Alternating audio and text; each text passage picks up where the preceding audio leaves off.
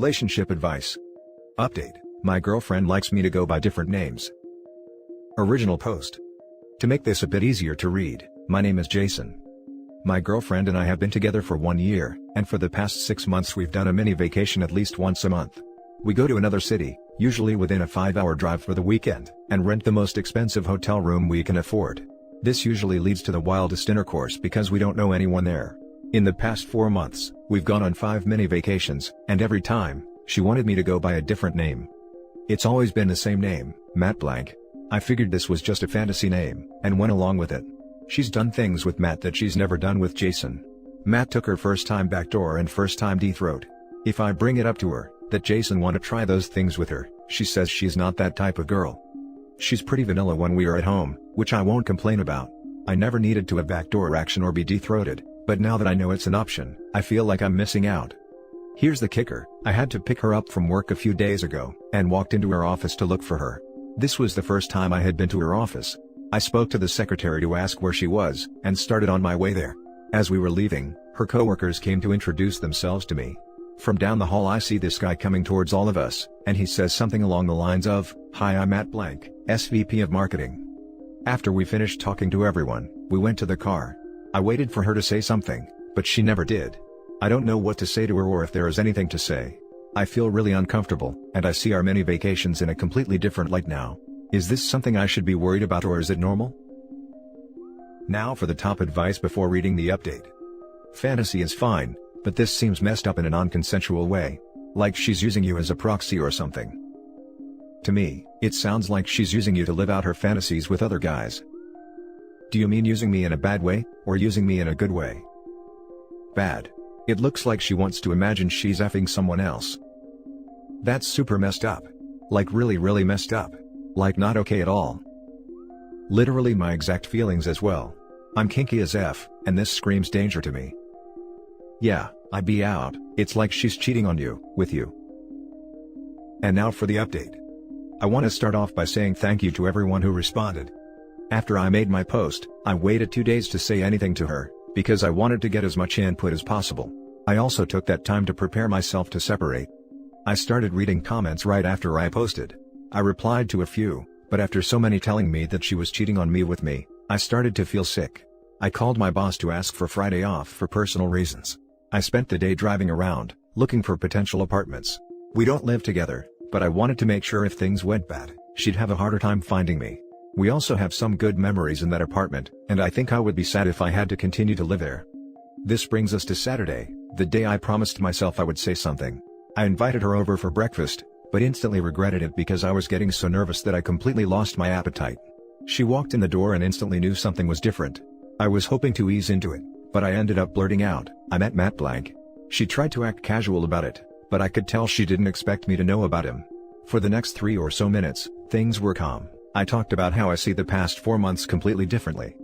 She started to cry and say she was sorry. I don't mean some tears, but full-on ugly crying. I told her I'm going to work on forgiving her, because if I don't, I think it will eat me up inside. I won't forget what happened, but I'll at least try to move on. She started to talk about how she'll work on building my trust again. I interrupted her by saying that isn't necessary, as we were no longer together. If I wasn't so emotionally crushed, I would have been amazed at the transition. She started begging me to give her another chance. I stood up and went to my room to grab a few boxes of all the gifts she gave me. I told her that I had already made up my mind to break up with her. After some back and forth, she realized that I was serious. I knew the exact moment she knew I was serious because she went from crying to yelling. It started off with insults, and when that didn't work, she tried throwing the truth in my face to hurt me. It started off that I was fat, ugly, lazy, stupid, and I had a useless job. In the middle of her tirade, she said Matt's D was way bigger than mine. As she was yelling at me, she ended up saying what happened between the two of them. I'll summarize below. She started sleeping with Matt 3 years ago. They were on some sort of work trip and ended up drunkenly sleeping together. From there, it went from once in a while to once a week. Matt called things off 4 months ago because he met a girl. I think she was using the vacations because she missed being with Matt. I don't really remember the rest of Saturday. I spent Sunday with my friends, which helped. I told them what happened, which was nice to get off my chest. I went to work as normal yesterday. At some point in the day she slipped a note under my door. I'm not sure what it said because I burned it. Now for some top comments. I'm not sure what it said because I burned it. Lots of authors would kill for that sort of dramatic flair. OP is more badass than Jaime Lannister because he didn't even read the letter before burning it. So, if you are fat, ugly, lazy, stupid, and have a useless job, why does she want you back so badly? Keep walking. Better question, if she had been with Matt for 3 years and he only called it off a few months ago, why bother getting with OP a year ago if he's so subpar? Sounds like OP is dodging a major bullet, figuring this out now rather than years down the line. Good for him for handling it as well as he did. If it makes you feel any better, OP, I'd like to point out a relevant coincidence from my own life. Any woman who has ever been committed to or infatuated with me will swear I've got an enormous peen. Any woman who has ever been enraged at or hurt by me will swear her ex-boyfriend had a giant magic peen. At this point in my life, I tend to believe neither. LOL, I remember reading in Cosmo when I was about 13, that if a guy has an average peen, tell him it's huge. If he has a small peen, tell him it's the perfect fit. Edit, I read all these comments and now I feel like an a-hole. Guys, size literally does not matter. As Cosmo advice goes, this statement is utter BS, I promise. My significant other is more than average, and I've still told him things like he's the perfect fit, because it's true. He hits just the right spot. I tell him often that it's almost like he was made for me. If you hear this from another woman, even if it's because you're small, at least acknowledge that she is into you, wants to bed you, and wants you to feel good and confident about it. Also, please understand that the size of your penis far down the list of actual attributes women care about, generally speaking. Personally, I've never turned down a guy because he was too small, but most certainly have turned down dudes who were too big.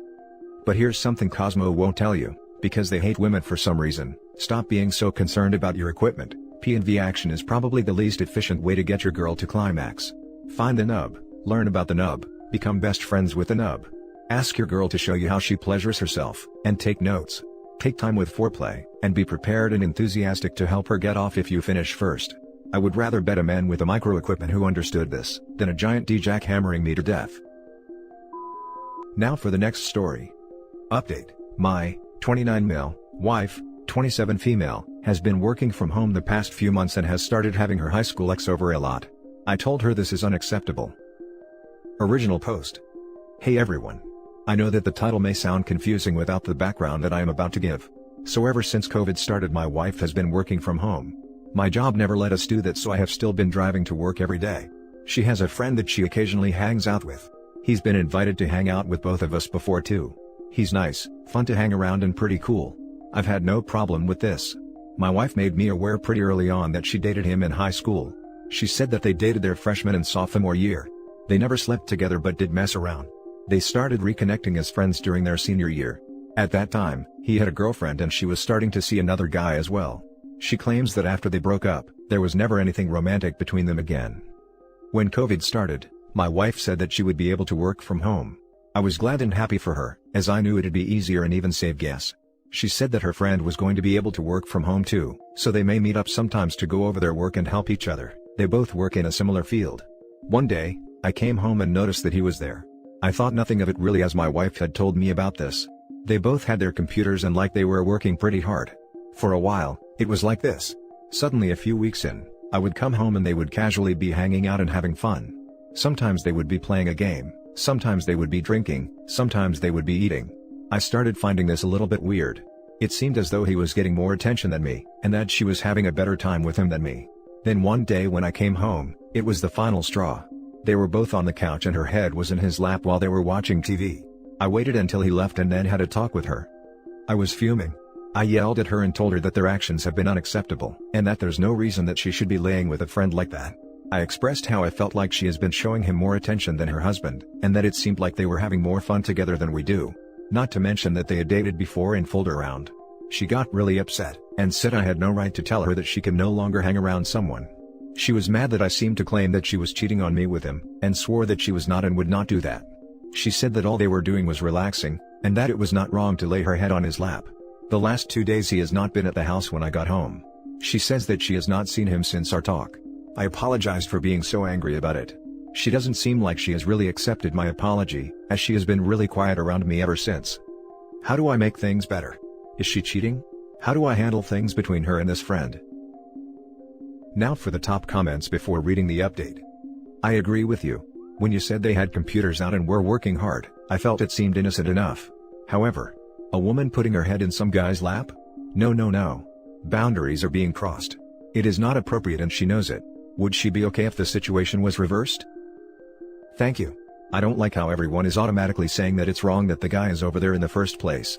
Sure, it's weird that they dated, but that was very many years ago. I had no problem when they were working. But what they did was taking it too far. Set up a hidden SSID, and at least one wireless camera and tape over/disable the camera light. You are not going to like what you find. I would probably go with this option. Better safe than sorry. That's not okay, she's not respecting your relationship. Her head shouldn't be in his lap at all, and it should make you uncomfortable since they used to have a relationship. If the roles were reversed and you had an ex's head in your lap, she would also be uncomfortable. Her getting mad at you for questioning it is gaslighting to the situation and you. I wouldn't put my head in a guy's lap if I didn't feel some type of chemistry. It's definitely flirty. I think you guys need to discuss boundaries. It's important that you guys agree on what you consider to be okay and not okay. If she thinks that type of behavior with an ex is acceptable and you don't, then things may not work. I would see where things go, and what she does next. Her actions will speak louder than words. If these situations keep occurring though, it may be time to rethink if this is someone you want to be with. I realize that I may have yelled at her too much and too quickly. I should have discussed the boundaries first. She may think it's completely okay to lay her head in his lap. And now for the update. So last week, I posted here about my wife spending time at our house with an old ex that she used to have from high school. He had been coming over and working from home with her, ever since COVID started. At first, I thought nothing of it as they were just simply helping each other with their work. Then they started to hang out and stuff more. When I caught her laying down with her head in his lap, I had enough. I told her he could no longer come over. She was mad and took offense to this, but agreed. Most people here agreed with me that it was sketchy for her to do this. I was made aware that he could still be coming over during the day, and leaving before I get there. I ended up buying a camera that I could set up and hide while I am at work. I put one in the living room and one in the bedroom. The first day they were set up, I saw nothing unusual. The second day was when it happened. The ex came over. At first, they were just working, but then he started to get pretty touchy with her. It progressed until they needed up going to our bedroom and sleeping together. I was shocked. I wasn't sure what to do. As soon as I saw my wife again, I questioned her if she had been seeing him anymore. She denied it. I told her that I had cameras installed in the house. Her face changed completely then. She knew what I had seen. She immediately started crying. I told her to leave the house. She tried to apologize and explain, but I wasn't having any of it. Since then, we have talked to each other once. I told her that I don't see how anything can happen besides a divorce.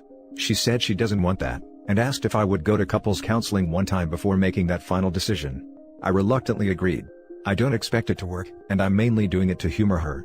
I'm still looking and trying to contact divorce attorneys as I'm typing this. Now for some closing comments. I'm really sorry this happened to you. I wish people could be honest and truthful the first time they are asked before evidence is released. Thank you. Me too. It seems like lying and delaying telling the truth just makes it harder on both people. People lie about affairs, because they want it both ways. She wanted to stay married, but she also wanted to dork around with this guy. These are the worst type of people. I'd have more respect for her if she was like, I met someone else and just ended it. But cheaters rarely do that, because they want it all. This. My ex of years ago did this to me several times. She cheated on me 3 times during our relationship, and each time, it was the same thing. Several commenters in this thread. OP, you're her safe bet in her mind. Please do not let this be her reality. Do not do what I did and believe every excuse, and every time she tells you that she wants to work through it, or it won't happen again. If she was okay with hurting you and violating this trust once, she will definitely do it again. First of all, get tested for STDs. Her friend might not be exclusive with your wife. Secondly, so sorry about the demise of your marriage. Because even if you go to counseling and decide not to divorce her, the marriage is over. It was over the first time she broke her vow to you to forsake all others. Now you know she's an unfaithful, deceitful liar that can look right into your face and demand apologies from you for having perfectly normal suspicions. How could you ever trust her again? Keep looking for that lawyer. Therapy is great to air out all your anger, distrust, and resentments in a controlled environment. It's not up to her or you anymore. Unfortunately, the trust is broken, and if you aren't willing to give her another chance and are set in stone that you want a divorce, this is a good place to start that. Some couples get over this. I'm not at all saying this is yours, however, it could. If you decide to walk that path, be ready to accept the infidelity, move in and never look back. This therapy will be able to allow you to deal with your emotions. Both yours and your wife, or ex-wife. This is very important, because you will be able to build healthy future relationships. Definitely didn't get tested for STDs. Wishing you the best of luck now in this new journey, and in life. And that's it for this video guys. If you have thoughts to share, leave a comment below. Don't forget to hit like and subscribe if you like this content. I'll catch you in the next one. Good day everyone.